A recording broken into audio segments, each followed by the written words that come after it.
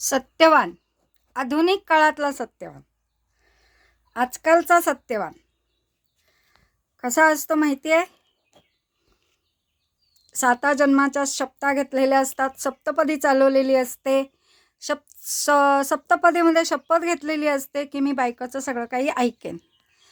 पण काही सत्यवान असे असतात की आपली सुरुवात करतात, आपली आरेरावी, दादागिरी, गुंडगिरी असं करणारे आहेत आहेत आहेत आणि मग काय करतात?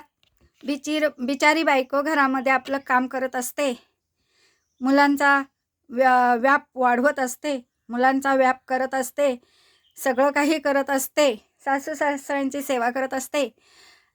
एक गोष्ट बायकोकडनं जर समजा चुकली, एक गोष्ट जर बायकोकडनं जर चुकली तर हे सत्यवान काय करतात माहिती आहे? मिशीला ताव मारणार आणि बायकोवरती दादागिरी करणार. बिचारी ती. आणि मग वडसावित्रीची पूजा येते तेव्हा मग वडसावित्रीसाठी नवऱ्यासाठी उपास करते हो, नवऱ्यासाठी उपास करते. आणि मग ती उपास करता करता करता 7 फेऱ्या मारते.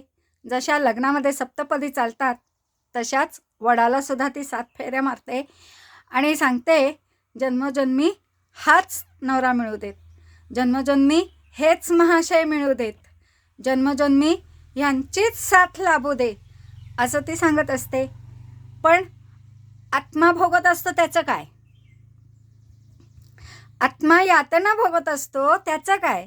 ही आधुनिक काळातली सावित्री भोगत असते आणि मग त्याचा उपयोग काय? सत्यवान मात्र आपलं मस्तपैकी लाथाबुक्क्यांनी तुडवत असतात, मारत असतात, दारूच्या नशेमध्ये वाटेल ते बोलत असतात, शिव्या देत असतात. तरीसुद्धा सावित्री सत्यवानासाठी पूजा करत असते, म्हणजे आधुनिक काळातली. आणि तेव्हाची सत्यवती संसारासाठी जंगलामध्ये लाकडं गोळा करायला गेली होती नवऱ्याबरोबर.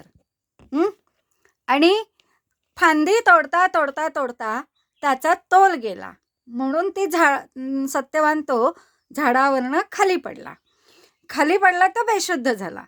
त्याच्यातच देवाला पण फायदाच झाला. तो म्हणाला, चला आज एक बळी मिळाला, आपल्याला एक लाभ मिळाला. म्हणून देव महाराज येतात, यम महाराज, आणि त्याचा आत्मा घेऊन जायला लागतात.